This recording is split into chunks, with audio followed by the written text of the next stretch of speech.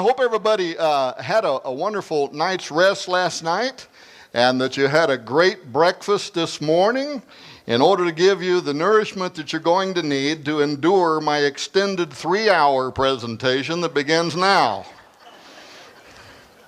Well, aren't you glad that was a joke?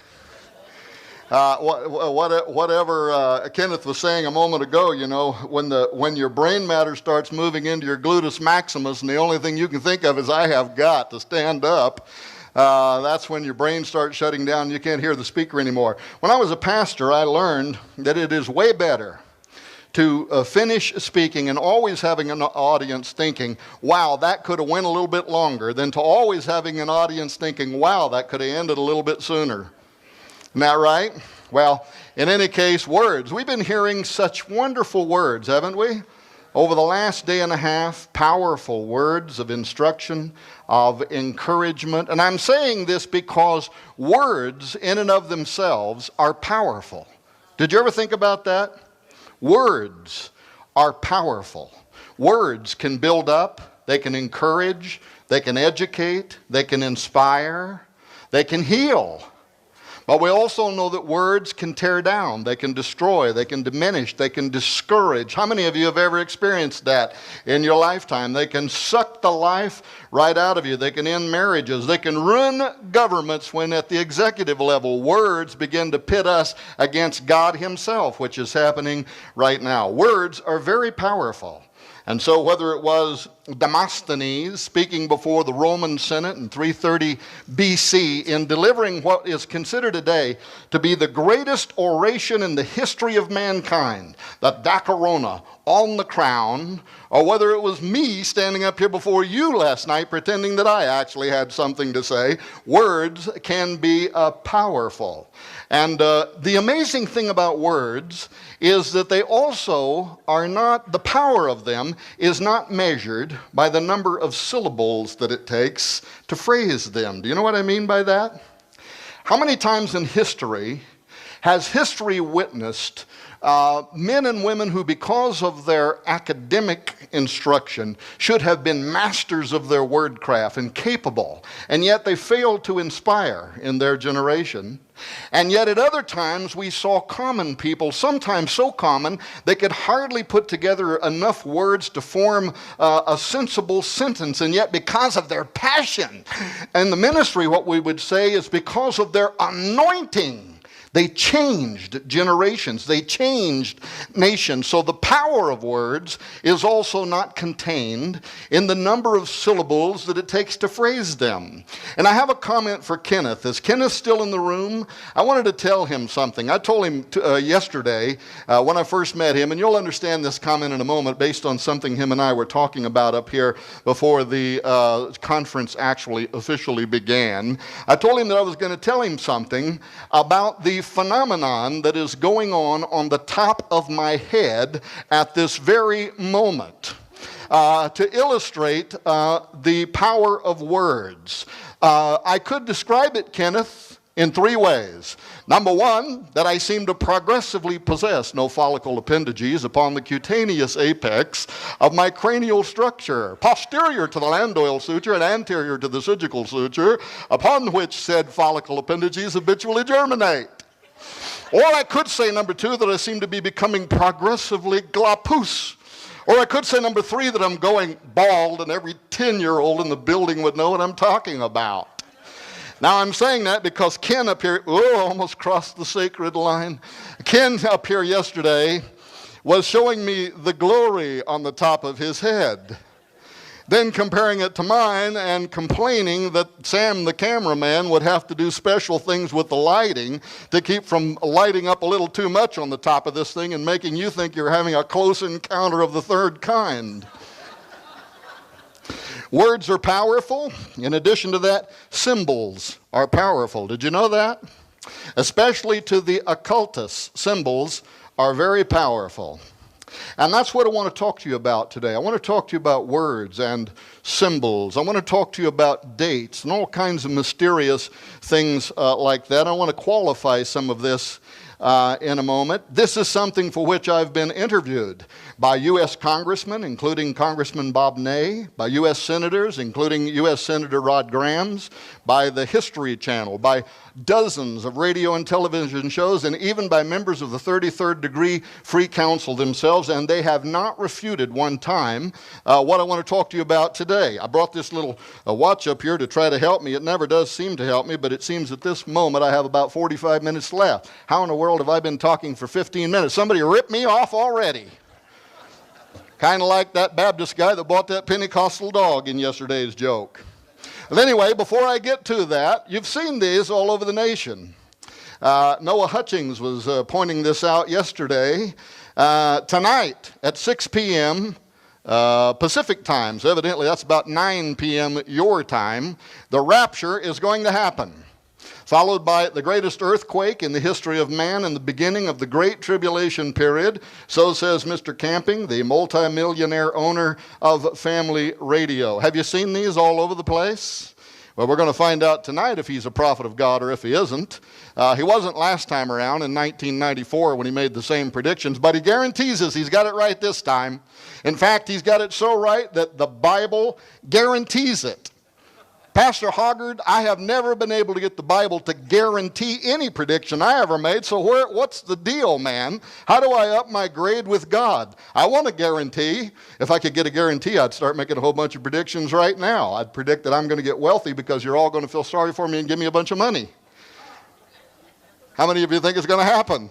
It ain't going to happen. So does that mean I'm not a prophet? Well, I don't know. I don't want to make fun of this man. I really don't. Could the rapture happen tonight? Surely it could. Yes, it could. Could have happened yesterday. Might happen next year. Kind of reminds me when I was pastoring in 1987. Hey, my house, mine and Nita's house, burnt down to the ground in January of this year, but we got a wheelbarrow worth of stuff out of it before we lost everything else. Among the ministry little things that I had kept, I had a little book, a little booklet, Noah.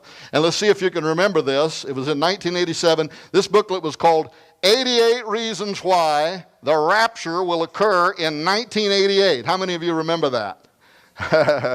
And I was pastoring, and people in my church want to know what I thought. I said, well, why wait till 88? How come not now? How come not the year after? And then in 1989, since it didn't happen, he wrote a book, I think, called 89 Reasons. I didn't keep a copy of that one. That one should have been called 89 Reasons I Was Wrong in 88 Reasons. But it was 89 Reasons, and then that one didn't happen either. Bottom line is this kind of stuff goes on. I'm making this point to tell you, I want to talk to you today about dates and things like that. 1776, 2012, and a possible secret occult connection to those numbers that could be prophetic. And I want to begin talking about this by making a couple of points. Number one, I do not set dates. How many think that's a good idea? Number two, I do not put other texts on a par with the authority of the Bible. How many think that's a good idea?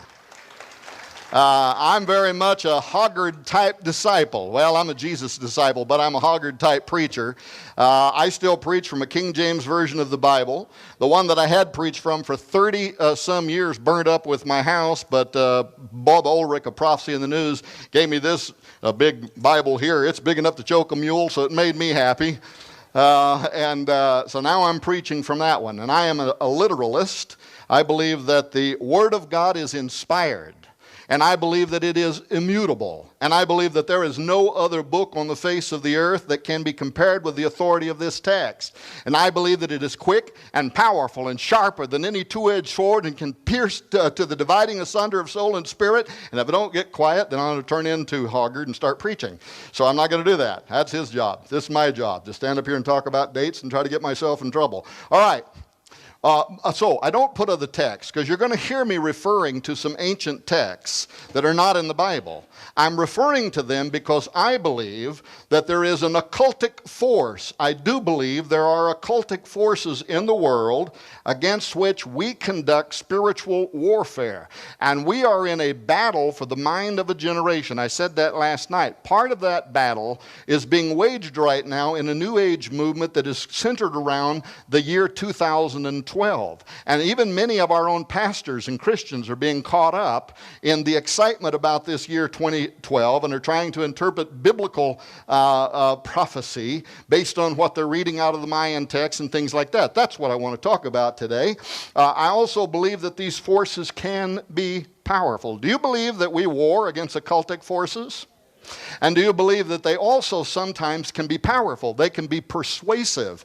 Timothy gives us that example where Moses withstood by the Egyptian magicians Jannes and Jambres. And Moses is sent by God to go and stand before Pharaoh, and he takes a rod with him. And he gives him miracles to support God's demand that he let his people go. And if he doesn't, this plague or that plague is going to happen. And yet here are these magicians in ancient Egypt who can mimic most of the miracles that are performed by God at the hand of Moses. They can be very powerful. We also learn in Revelation 13 that when the Antichrist and the beast appear, they will have the power to call fire down from out of heaven at their command.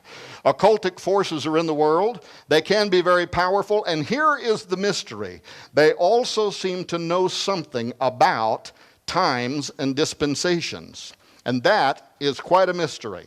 The example I give there is where Jesus went into the valley of Gadara. And the wild men of Gadara, the homosexual men of Gadara, come running up out of the caves. Demonism, Noah said yesterday, always tends to lead to homosexual behavior. It is one of the most blatant assaults against the creation of God that would, if led to its logical conclusion, would actually lead to the eradication of all mankind, at least men as we know them. But in any case, these demoniacs come running out of the cave, and they say to Jesus, "What have we to do with thee, Jesus, thou Son of God? Art thou come hither to torment us before the time?" And this is the Greek word kairos, which means a fixed time, an epoch that is waited for. In our terminology, we would call it a dispensation. And for you pastors and preachers that are here, there is a fantastic sermon here waiting for you to preach it, because number one, they know something about times and dispensations. Secondly, they knew that that time had not yet arrived. But thirdly, they know when it does arrive, guess what? The King of Kings and the Lord of Glory is going to judge the dead and the living. He is the one that has the power. I could tell you a story of a demoniac that I don't have time to tell. It was the only case when I worked with a team of exorcists some decades ago, but it was the only case in which I ever saw actual laws of physics being broken, things that I simply could not understand. A young man running towards us and leapt through the air and hit an invisible wall, literally just slammed into something and hit the ground. But this was the cool part. The minute that happened, there were 40-some people who were standing there. Every single one of them fell to their knees and raised their hands. You know why? Because for the first time in their life, they saw undeniable proof that there is a God in heaven, and seated at his right hand is a man by the name of Jesus Christ, and every principality and power must bow before his authority. These powers know something about times and dispensations. All right, because of those points, they're in the world, they're powerful, they can be persuasive. They are warring to control what decisions that are made by pharaohs, by presidents.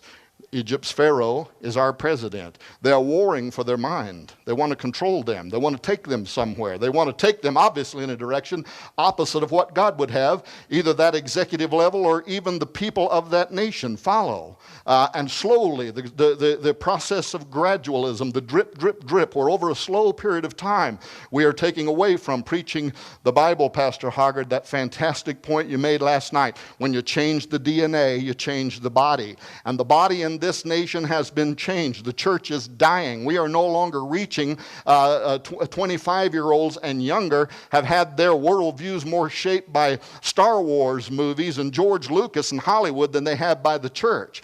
And so they're persuasive, and that's what they're out to do. They're out to persuade a generation, but of what? And here is a great mystery. I have to admit to you, in the beginning, I had no interest really at all in the year 2012. I just didn't care anything about it. To me, it was just a big New Age phenomenon that was unfolding around the end of a Mayan calendar, which I couldn't figure out why I would care anything about. But then something happened. I was doing research on something else, and I came across this book, the Book of the Kumiel, the Council Book of the Yucatec Maya. This interested me because the Yucatec Maya had converted to Christianity following the Spanish invasion. And they still technically refer to their prophet as the Chilambalam, but the Chilambalam had converted to Christianity. And the Chilambalam started developing ideas around the Christian final judgment. And he came to believe that the prophets of his culture, who were forecasting a future in which their God would return, was a false setup for the Christ of Christianity and his appearing, and that something was going to precede it. In our theology, we would understand that entirely, wouldn't we? The coming of the Antichrist, a time of great deception. So I came across, by the way, this was academic research. The professor here, Richard Luxton, as far as I know, isn't a Christian. He had made himself a friend of the Yucatec Maya, and he was hoping that they would allow him to interpret some of their ancient books into the English language. And so he was doing academic research with the Yucatec Maya. The Maya had written this 500 years ago, and it contains prophecies concerning the future. So I started reading this. Make a long story short, I thought I found something. I thought I found something nobody had ever found before. And I'm not one of these guys, like in the New Testament where they're always running around trying to find some new thing. That's not me. But I thought I came across something, and it was connected to the year 1776, the year 2012. And more importantly, in my mind, it was connected to the founding of this country and the Great Seal of the United States, and a prophecy held by the Freemasons in which they believe that their God is going to return at a future moment in time. That grabbed my interest. But before I said anything about it, I thought, I have stumbled into some deep occult work here. And these guys are scheming something. And whether I believe it or not, they believe it. And because they believe it, it can affect the course of our nation. It can affect the course of law. When you get up among the elite, the power behind the power. The president stands up and gives a State of the Union address, but it's written by somebody else. And there are people behind him that are fashioning his words, like George Bush standing up and twice in his State of the Union referring to the angel in the whirlwind. And a few weeks later, one of our senators standing before the U.S. Senate and praying to the angel in the whirlwind to take a charge and control of the future of this nation. The angel in the whirlwind is known in Masonic circles. It is Enoch, basically, turned into the most powerful angel in heaven, which is very much central to their occultic and mystical beliefs. That's why I started out saying words are powerful. When people say words, most of the time, especially when it comes from DC on down, it means something. And it may mean something, what they call sato, under voice. They're saying something to somebody else out there, but they think the public is going to receive those words as having a different meaning. It's occultic. And so I thought I found something. So here's what I did. Because I know I'm going to run out of time, never going to make it. Noah's going to start walking towards me with an ominous creep. I decided to send out an email. I sent an email to a couple of dozen of my favorite prophecy scholars because I wanted, there's wisdom in a multitude of counsel. I wanted to know if this was nothing more than just a fantastic coincidence, or if in fact I had actually found something. So I sent an email, went to Noah, went to Chuck Missler, John McTurnan, Gary Sturman, J.R. Church, just a bunch of people that I respected. And I won't tell you what all of their responses were, but my question was this: gentlemen, have you ever known of a connection between the year 2012 and the Great Seal of the United States of America? Now, I didn't tell them what I thought I found. That was the whole email. And I got responses back from all of them. I think Noah was in some foreign country being chased down the road by 400 prostitutes trying to run for his life. You had to be here yesterday to understand that. But he was out of the country. But I got responses back from most of them, and to a man, every one of them said, we know of no connection between the year 2012 and the Great Seal of the United States of America. But then something happened. I got an email from J.R. Church. And by the way, if you don't know it, J.R. Church went to his eternal glory. He lost his bout with cancer. He is in the presence of the Lord. And if the rapture does happen tonight, he's going to be grinning because he went ahead of all of us. You know that, don't you? The dead in Christ are going to rise first. And he's just going to be laughing, hollering, catch up if you can. Well, in any case, I got an email, and then J.R. called me. And he said, Tom, he said, I got your email. First of all, I don't know of any connection between the Great Seal of the United States and the year 2012. But, he said, and this is where the worm started to turn.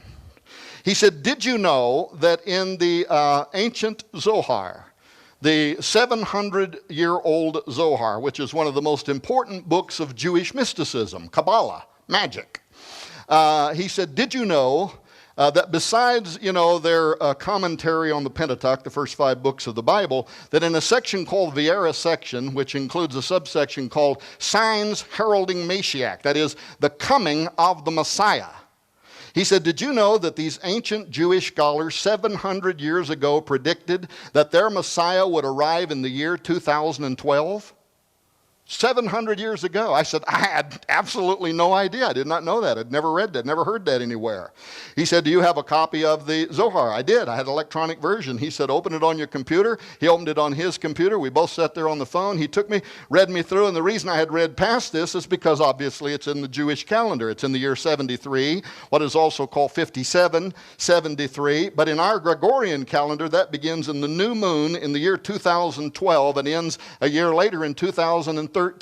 And it was this fantastic prophecy. And look at what they say here.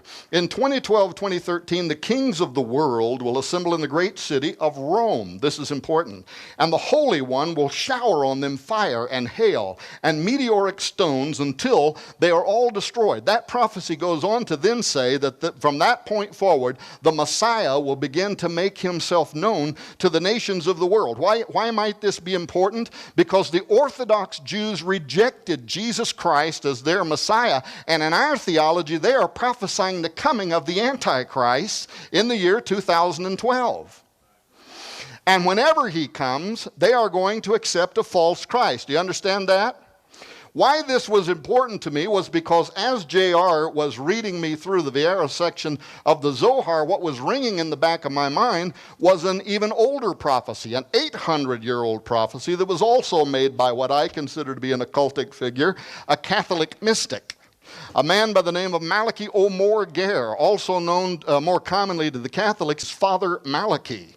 And Father Malachi, 800 years ago, went to Rome to provide an update on his diocese to the Pope. And while he was there, something seized him, according to the story. Something came on him, and he began to write down what is now famously known as the Prophecy of the Popes, in which he listed every pope that would ever exist from the first to the last, beginning at Celestine II to what he called Petrus Romanus, Peter the Roman. But look at what he said about Peter the Roman. He'll arrive during a time of tribulation, and then the city of 7 hills will be destroyed, and the terrible judge will judge his people. So an 800-year-old Catholic saying almost exactly the same thing as 700-year-old Jewish mystics. They were prophesying the coming of their Messiah, who in our mind is the Antichrist.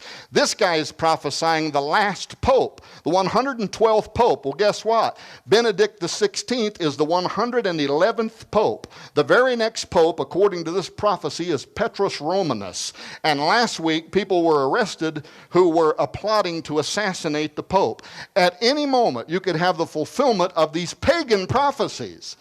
Now, I don't put these on a par with the Bible, but why is this happening? Why did one culture, Jewish mystics, believe their Messiah would arrive in 2012, and a Catholic, and by the way, even some apocalyptic Catholics believe that the final pope will be the false prophet of apocalyptic literature, that the false prophet on this side will point the world's religious communities to the political figure on this side who is the Antichrist. And you're seeing the culmination of two, one 700 years old, one 800-year-old prophecies that are coming to pass at this very hour. Well, what happened then was a pattern for me began to emerge. And with my background in exorcism, this had special interest to me. I wondered, what are these spirits up to? What are they doing? What do they believe? Since spirits know something, both the good ones and the bad ones seem to know something about dispensations. What are they plotting? That's what this kind of started turning in my head, based on partly what I'll show you again in a moment from the book of the Kumiel. But so I decided, all right, I'm going to do a little bit of research. Ultimately, by the way, this research led to the book Apollyon Rising 2012, which you can get in support of Southwest Radio Church's ministry, and you can read a lot more about a lot more of this in that book. There's also a series called The Lost Symbol Found, which was when Dan Brown came out with his book, The Lost Symbol, talking about a Bible that is hidden in the base of the Washington Monument. We spent 6 hours explaining why there is a Bible that is bound in a stylized magic 666 square in the base of the Washington Monument, and what that mysticism means from their own Masonic writings. So in any case, something began emerging to me, and I was curious about it. I'm curious George, I'm curious Tom. That's me. Always been kind of a stinker as a little boy, and when somebody said don't go there, I went, oh, see what I just did? I crossed. And don't think that I haven't been spanked by God plenty of times, so you don't need to come up and rebuke me. In any case, I thought a pattern was emerging, so I kept digging. I found Monument 6 in Tortuquero, Mexico. This is the only monument that tells what the Maya themselves, the ancient Maya, what they believe is going to happen at the end of the Mayan calendar, at the end of the 13th Baktun that ends in the month of December 21st in the year 2012, when their calendar ends and then rolls over and starts again. And Monument 6 tells us that when that moment arrives, their underworld god, Bolon Yakteku, is going to return, followed by 9 support gods that represent the planets in our planetary system. And I don't know where Noah went, but Noah, it sounds just like they're describing an invasion of Earth, like a giant UFO, because all of a sudden something descends very rapidly upon the earth. Is that going to happen? I don't know, but I know that the Bible tells me men's hearts are going to fail them for fear for seeing those things that are coming upon the earth. And there is a time of great deception and a time of lying wonders that could cause the world to accept what? An intergalactic Messiah, the return of the gods, the return of the Sumerian gods, something that could be extraordinary, beyond our comprehension, that could cause the masses of the world to panic and fall down in subservience to what we think of as the coming of the Antichrist. Anyway, that's what Monument 6 says. So I started looking into other cultures. I wanted to know, is it just Mesoamerican? I found out that the Hindus had focused on the same thing in the Hindu Kali Yuga calendar. This is the age of the male demon, and it ends in the year 2012, and they too saw that the earth would go through catastrophic changes. Then I found here in the early Americas, 200 years ago, the Cherokee Indian tribe, in a whole series of apocalyptic prophecies. They too begin to prophesy. And as a result, even the Cherokee Indians set their calendar to end in the year 2012 with the return of their feathered rattlesnake god. These are called the Cherokee Star Constellation prophecies, or more commonly the Cherokee Rattlesnake prophecies. And here's another thing for you investigators that like looking into this stuff. I want somebody to answer me why all of these cultures who are focused on the year 2012 and the return of their gods want to typify their god as a great dragon that has the power of flight, has the power to move through the air. The Bible talks to me too about a power of the air, and also refers to him as a dragon. And all of these cultures, the Cherokee see a flying rattlesnake god who's going to return. The Mayans see Kukulkan. The Aztecs see Quetzalcoatl, their feathered serpent god coming back from the heavens. And furthermore, as you'll see in a moment, on the Great Seal of the United States, the prophecy on the Great Seal speaks of the return of the god Saturn's reign over the earth and his son Apollo upon the earth. And if you look at ancient depictions of Saturn, he is pulled in his chariot through the sky by 2 winged dragons. All of this occultism looking to the year 2012 and somehow tying in to that day. How much time do I have? Do I honestly have 20 minutes? You actually got 33 minutes. Glory. You like that Baptist glory? The Baptists don't say glory, they say glory. So I went back to Luxton's book, this interpretation of a 500-year-old prophecy, the book of the Kumiel. Now, let me just real quickly, because I really got some stuff here I want to be able to say, and so I'll move through this part quickly. The point that grabbed me in this was that the Maya had recognized a direct link between the number 13, which is so important to our country, 1776 and 2012, in cycles and illustrations in a way that academic Luxton thought mirrored prophecies of the Christian Last Judgment. They mirrored prophecies of the Christian Last Judgment because the Chilam Balam had become a convert of Christianity, and he was speculating about what does all this Mayan stuff mean to him now as a Christian. It is pointing towards the coming of a judgment that is defined in the scriptures, in which there is going to be a clash between the powers of paganism and the powers of God. But here's what Luxton wrote concerning Khatun 13 Ahu. Khatun 13 Ahu is the final 13-stepped countdown of the Mayan calendar, ending in the year 2012, but it began in the colonial count in 1776. And he says the traditional theme of agreement is the end of the Eastern Khatun cycle in 13 Ahu is intermingled here with elements of the Christian Last Judgment. Whether this paradigm also was intended for the end of the long count in 2012 is open to question. Let me go quickly. When I read the Mayan translation by Luxton, here's what struck me. These elements. The final 13-step countdown of the Mayan calendar began in the year 1776, followed by 13 steps, ending in the year 2012 with the return of their God. The minute that I read that, I said, that's describing the symbolism on the Great Seal, where in Roman numerals you have 1776, you have a 13-stepped uncapped pyramid, and numerous American historians have told us that those steps represent periods of time which end in the year 2012 according to the Mayan Khatuns, having began 76. And by the way, in the Mayan calendar, the end is also the beginning. I know it's confusing. It ends in 2012. It also starts again in 2012. That's the way their calendar rolls over. Over which is this ominous Eye of Apollo, known to the Egyptians as Osiris, known to the Sumerians as Gilgamesh, known in the Old Testament as Nimrod. And that too is verified by all of the best academic work of the Freemasons as well as American historians. That's not a disputable fact, and it's not Tom Horn's opinion. That's what that eye represents. Combined here with the statement Anuet Coeptus and the prophecy Novus Ordo Seclorum. I'll talk a little bit more about that in just a moment, but bottom line was this. When I thought I found this, that was why I emailed my favorite Bible scholars and said, is there something here or isn't there? Is this just a fantastic coincidence? Because if it doesn't really mean anything, I sure ain't going to devote any time to trying to figure out what they were trying to say.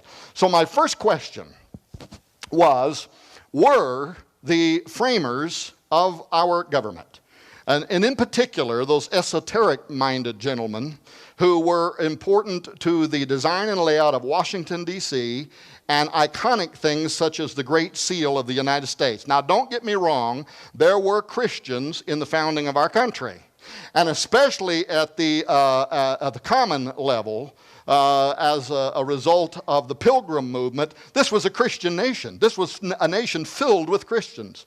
But there were also, among the leaders of this nation, those who belonged to the secret orders. That, too, is a fact. And especially those who were responsible for the design and layout of Washington, D.C. As a matter of fact, you can go to our government's own website and read about the contest that was initiated for the design of Washington, D.C. and look at what our government records tell us about the different architectural firms who offered different kind of designs for Washington, D.C., and then read on our government website about how Thomas Jefferson didn't prefer any of them, rejected all of them. Why? Our records say because he wanted the U.S. Capitol to reflect the Roman pantheon, and it even says in our government records, dedicated to all pagan gods. That's what they wanted. So that's what they shepherded, and that's what they got. And that's why you have a dome and an obelisk, and if we have time, we'll talk about that's why D.C. is laid out the way it is. That's why these elements made it onto the Great Seal of the United States. Well, what I wanted to know is, were these same mystical-minded gentlemen, were they aware of the beliefs of the Maya and the beliefs of the Aztec? Were they aware of it? And if they were aware of it, did they incorporate it into their belief system? And especially, did they incorporate it into the symbolism of the Great Seal and other important elements of Washington, D.C.? That's what I wanted to know, because I thought if I could find concrete evidence that in fact they were aware of it, and in fact that they incorporated it into their belief system, it might raise my suspicion about the design on the Great Seal, right? So, to make a long story short, let me tell you a little story. There's a man by the name of Constantino Brumidi. Brumidi became the official government painter for Washington, but Brumidi cut his teeth in Rome, where he did work for the Vatican, where he restored frescoes in important ancient Catholic churches. Brumidi, when French occupied Rome, Brumidi migrated to the United States. He became a United States citizen. He immediately went to work for the, that's going to make me crazy. Anyway, the Jesuits. Thank you. You didn't say it, but you looked at me just right, and Jesuit jumped into my mind. Are you a secret Jesuit? No. He went to work for the Jesuits. Well, the Jesuits in New York City were considered to be the power base of Rome's interest in America at that point. They were very interested in making sure that they played a role here in early America. The Jesuits were here to do that. Well, Brumidi suspiciously left the Vatican, came here and went to work for the Jesuits in New York City. And in 1854, abruptly, the Jesuits and the Freemasons financed a trip for Constantino Brumidi, the famous Greek-Italian artist, to travel where? To Old Mexico. For what reason? To make copious notes of the Aztec calendar stone that ends in the year 2012. Upon the completion of that task, he returned to Washington, D.C. He went immediately to Quartermaster General Montgomery C. Meigs in Washington, who was the supervisor over the construction of the dome and the wings of the dome. He was immediately commissioned to become the official U.S. government painter. He moved inside the halls and the rotunda. He began painting frescoes that are Freemason in design. They have very mystical and pagan important qualities to them towards the mystical beliefs, the metaphysical beliefs of the Freemasons. But ladies and gentlemen, of all things, if you were going to paint a frieze of American history, of the tens of thousands of things that you could have painted in the famous frieze of American history at the base inside the U.S. Capitol Dome, what does he paint? Nothing else but the Aztec calendar stone that ends in the year 2012. And there are so many important elements, by the way, in the frieze of American history that send secret messages back and forth to the Freemasons that we could spend 20 hours, I'm not joking, just going through these paintings and pointing out different things, such as Montezuma's hand gesturing down towards the sacred fire, which is encircled by that serpent that's going to return in 2012. The sacred fire also goes out in the year 2012. Here's what some called an Aztec drum, but notice that it has the shape of a Maltese cross, which is the symbol that is connected in history to the empire of Osiris, Apollo, who began on Malta. The Maltese cross, of course, for those reasons, was important to the Knights of Malta, connected with Freemasonry, and the Vatican, where Brumidi began his work and found favor. But there's somebody hiding here in this image in your U.S. Capitol Dome. He's hiding right back here behind this seated and standing Aztec figure. If you look at the stone of the sun, or the Aztec calendar stone that ends in the year 2012, as it might have originally appeared as it was painted, this little guy that's hiding in the U.S. Capitol Dome with his tongue sticking out at the world is the god Tonatiuh. Tonatiuh is the god who demands human sacrifice. In fact, according to Spanish and Aztec records, more than 20,000 living human sacrifices per year had to be offered to Tonatiuh, who is going to demand the same on his return. In fact, in the year that they were celebrating the reconstructed temple of the sun god, the Aztecs, according to Spanish records, sacrificed over 80,000 humans that year. A constant line of human sacrifices being sacrificed. Very quickly, once I had evidence that the designers of D.C. and the Great Seal did in fact understand and adopt Mesoamerican beliefs, I wondered, Did they intentionally incorporate those prophetic ideas of Maya Aztec with their own Gnostic and Rosicrucian and mysticism? Or were they unknowingly influenced by the occult power that seemed to be operating behind so many other ancient societies? Societies separated by time and distance. Some of them by hundreds of years, some of them by thousands of years. Some of them by hundreds of miles, some by thousands of miles. Cultures, most of whom we have no evidence that they had any ability to pass oral history one to each other, and yet all of them, for some reason, who worship these dragon gods, aiming towards the end of their calendar as the return of when their God will return and the earth will enter into a new age of elevated mankind. Most of them also, by the way, would speak in terms in their own mysticism, as I was talking about last night. We are heading towards a time where men are going to become demigods, according to the transhumanists, but they say the same thing in their own language. Man is going to be elevated. We're going to have a new golden age. The gods are going to return, and men with gods are going to be blended. It's all part of their prophecy. Well, was it? I don't know. How do I do this very quickly? Is it part of the reason the designers of the Great Seal included so many prophetic symbols on the seal? And why put openly hidden prophecies on America's highest seal anyway? For those who are not aware of these prophecies, I don't have time to go into all of it. This is a statement.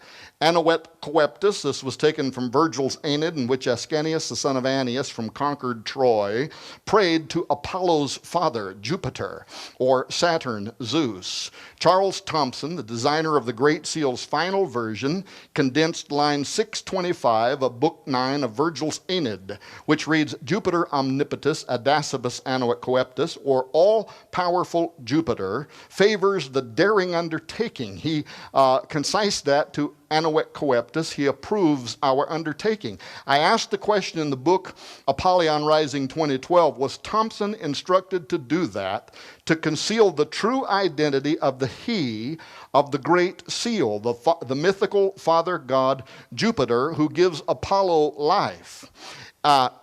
I'll bet you that the majority of the people sitting in this room, the women in their purses, the men in their wallets, or at least a very large number, have this prophecy in your wallet. It's on your US $1 bill. Thanks to Roosevelt and Wallace, 32nd degree mystics who believed the prophecy on the Great Seal. This, according to Wallace's own records, was a prophecy about the coming of the great architect of the universe, also known as Osiris, also known as Apollo, also known in the Bible as Nimrod, and they believed that his coming was soon and that it would be heralded by a new breed of humanity. Now remember, their contemporary enemies out of Hitler had been hoping for the same thing, the Aryan supermen, the Ubermensch. We are going to create a new form of man. And they believed that prophecy was coming. Well, guess what? They were probably right. It is coming. And now our technology has caught up to our mystical dreams, and we are about to give birth to a new form of man. But did he hide this? Because when you look at your dollar and it says, in God we trust. Who do you think that's talking about? Is that the God of the Bible? Well, you know, if you read, by the way, what caused the great push in America to get placed on our currency, the phrase, in God we trust, that's not really what they started out wanting. It was Christians. And they had actually said to Congress that in a hypothetical annihilation, this is their language, a hypothetical annihilation of the United States in the future, antiquaries of the future would have determined that America had been a pagan nation based on the symbols of the Great Seal and the way Washington, D.C. was laid out. Even the old-timers knew this. And they wanted something in our government that would reflect that widespread Christian view that was held among the mostly agrarian communities at that time. And it was opposed by the Freemasons. It was opposed by the President of the United States. They did not want something saying we are a Christian nation. And they finally compromised and put in God we trust because of the ambiguity related to that phrase, and that in some hypothetical annihilation of our country and somebody wanted to determine who is the God that's being talked about on the Bible, every symbol on our dollar would tell them it is Osiris. It is the ancient God, dying and resurrecting God. It is Apollo. It's he whose eye is hovering above the uncapped pyramid. That's exactly who you would determine this God was talking about. Well, here's the Novus Ordo Seclorum. That is a prophecy. It's taken from a prophetic line in Virgil's Eclogue 4, line 5, Magnus ab inter grosso colorum nascitur ordo, the interpretation of the original Latin being in the majestic role of circling centuries begins anew. If I have time, I'll explain that. That is a prophecy of the Cumae Sibyl, who predicts the arrival of, in the end times of a divine son. But who was the Cumaean Sibyl? Well, she was the most important prophetess of Apollo. She is the most famous of the Pythians. A prophetess, a Pythian, by the way, is what the Apostle Paul cast a demon out of in the New Testament. When in Greece and Macedonia, and it says that the custom there was to go out in the morning and make prayers. You remember this story? And Paul and his entourage went out to make prayers, and every day the Bible says that a damsel, that is a young woman, possessed with a spirit of divination, would follow them around and say, these men are from God, they've come to show us the way of salvation. Now, interesting question. Why would a demon-possessed prophetess of Apollo do that? For the same reason the New Age movement quotes from the Bible. By the way, whenever, I can tell you this, I know this from experience, whenever these spiritual forces know that they have come up against a power greater than they are, that's you, in Christ, and you're in their community, they won't try to defeat you. They'll try to make the community somehow think they're somehow joined to you. So, but you know why? You're a fisher of men. Well, believe me, they are too. They are fishers of men. These spirits are fishers of men. And so they will join or try to make the appearance of having joined in order to draw people away into mysticism. And it's happening right now. I've never seen a day in my life. Why do I talk about this kind of stuff? Why do I talk about UFOs? Why do I talk about what is the occultism operating behind the year 2012? Because I pastored for 25 years. I was an executive in one of the largest evangelical organizations in the world for a decade. And I have never seen a time where the world is asking more questions that the church is afraid to talk about.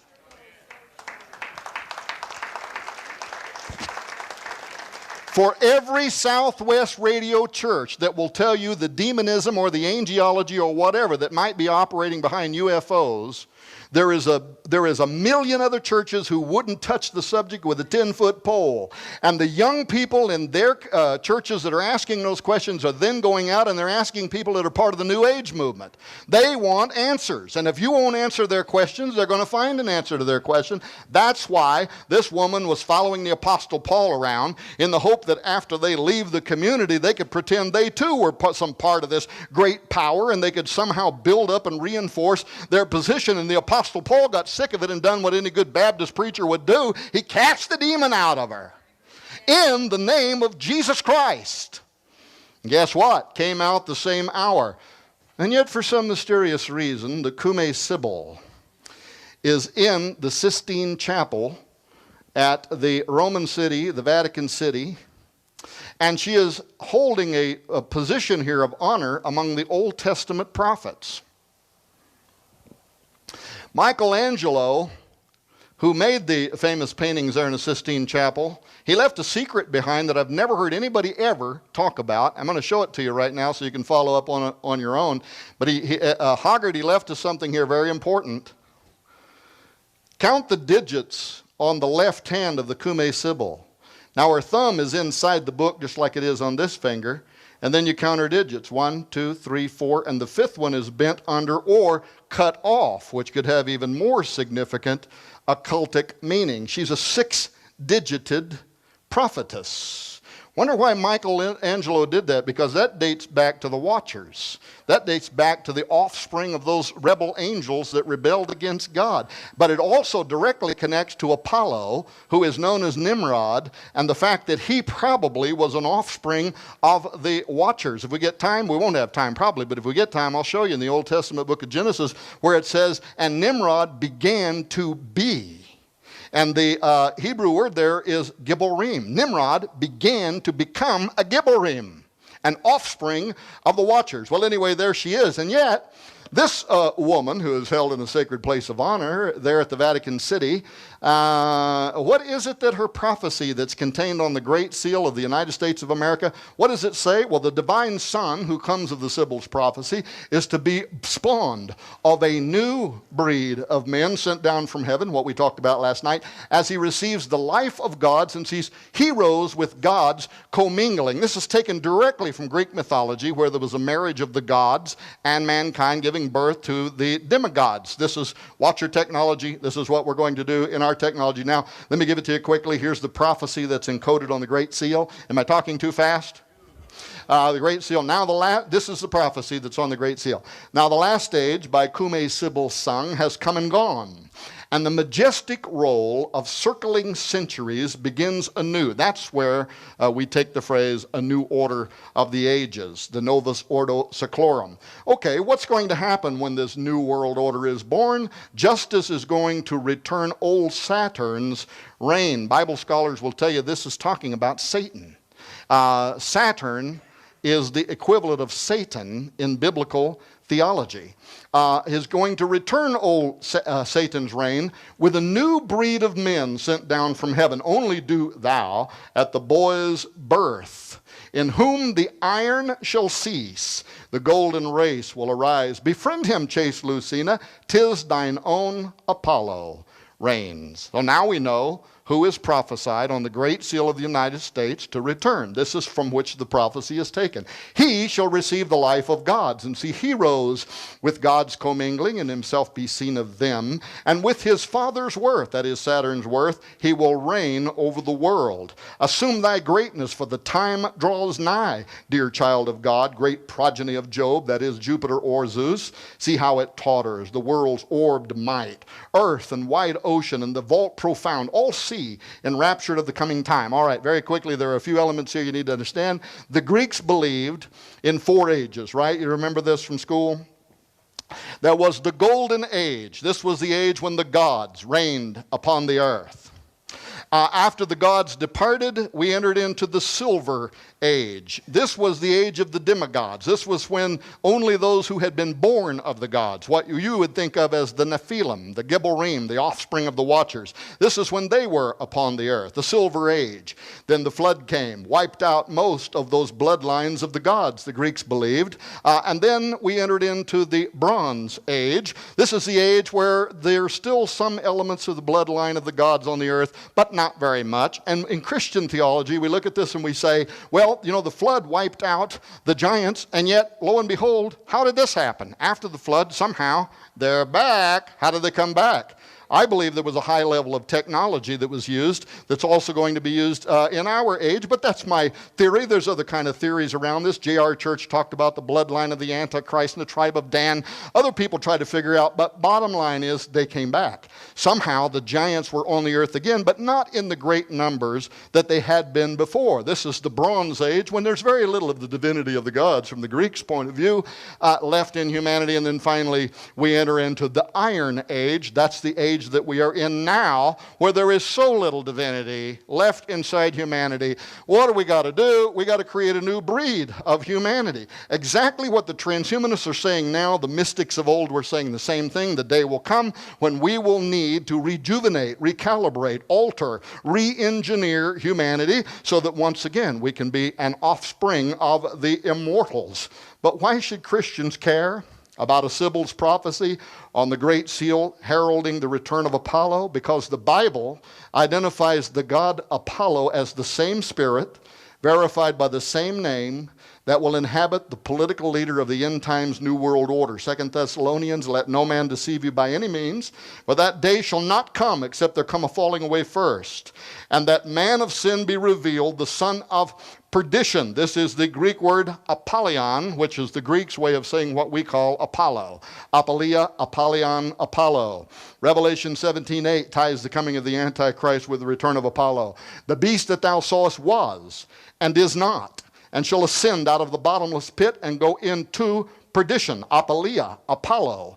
And they that dwell on the earth shall wonder, whose names were not written in the book of life from the foundation of the world, when they behold the beast that was and is not and yet is. This phrase is held by many theologians who believe that it pointed to either a spirit or a personality that existed on the earth, was dead at the time or gone at the time of the writing of Revelation 17:8, but who will return in the latter days to either be or to possess the Antichrist. Both the Bible and ancient records and the prophecy on the Great Seal tell us it is Apollo. He is equivalent to the Egyptians as Osiris. In the Old Testament, he is called Nimrod. If we had had time, we would have talked about this question, but how could Apollo, Osiris, Nimrod possibly return in flesh or spirit as Antichrist? But it has to do with the Cumae Sibyl's prophecy of a new breed of men, and the same thing that I was talking about. Well, there it is, Genesis 10:8, and Cush begat Nimrod. He began to be, this is the Hebrew halal, which means either ritualistically, he began to change sexually or to change genetically, or it can flatly just refer to the same thing when the Bible refers to all flesh having become corrupted upon the earth. He began to change genetically, and as he did, what did he become? A mighty, a Gibborim in the earth. He immediately sets out to build a tower. His eyes were opened, like we talked about last night, to new modes of perception, what the transhumanists want. Suddenly he saw something. He wanted to build a tower whose top would reach into the heavens. Roosevelt and Wallace believed it. Here's Nicholas Roerich holding the sacred casket. Wallace was a devotee of Nicholas Roerich. I went to the house of the temple. I wanted to know if there was anything to this, so I went to the lion's den. I had people praying and fasting for me. I took my wife. We went to the house of the temple. We went to the headquarters of the Scottish Rite Freemasonry in Washington, D.C. on 16th Street, and not on a public tour. We went and met privately with 2 Freemasons of the 33rd degree order. They took us inside. They answered every question except one. I'm going to tell you what that question was. When we went into the sacred room there, the chapel, with its giant altar, and I looked up at the 36-paneled magic 666 square that is used during the raising ceremony to bring forth the spirit of Osiris from the underworld to incarnate him in every U.S. president. When I was standing there, I'm familiar with the raising ceremony. A 32nd degree Freemason becomes a 33rd degree. They go through this process of raising Osiris from the dead to be incarnated within that individual. But what I had been told was that ceremony was secretly conducted at the inauguration of every United States president, beginning posthumously with George Washington and extending through every U.S. president. And when I asked them if that was true, they would not answer that question. One guy got nervous and walked out of the room. The other one just stayed nervous and stood looking at me. And my wife gave me a look like, "Don't press it, buddy." We prayed going in, we prayed there, we prayed coming out.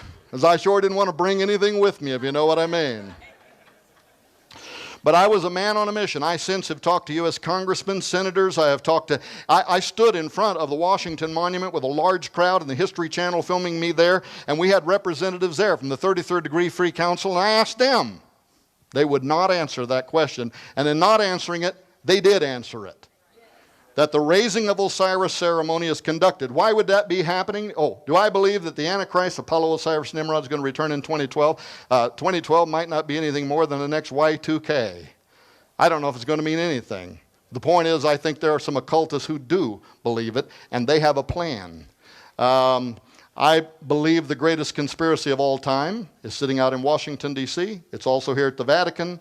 This is the ancient structural representation of the womb of Isis. This is the ancient structural representation of the erect male phallus of Osiris.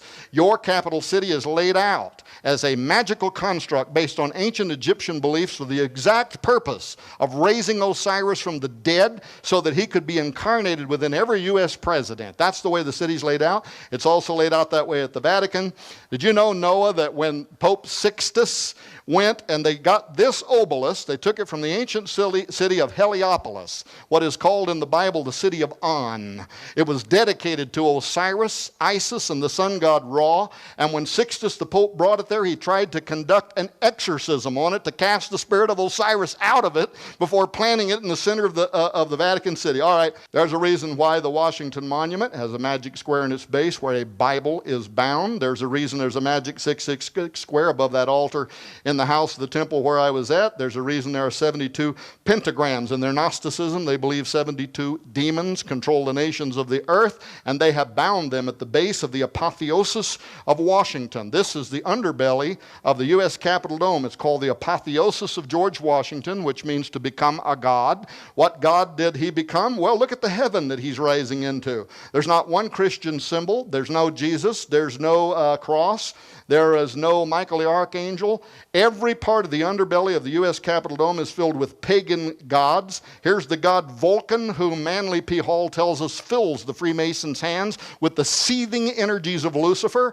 That's the heaven he went into. At his funeral, Freemasons cast figs of acacia upon his body to represent that he had gone into the underworld to take his role as Osiris so that the next president could become the resurrected Osiris. Well, the occult have a plan. God has a better one, and you better know whose side you're on. Learn more at the future Congress. Here's the most important one. Thank you, Noah, for giving me another 3 minutes.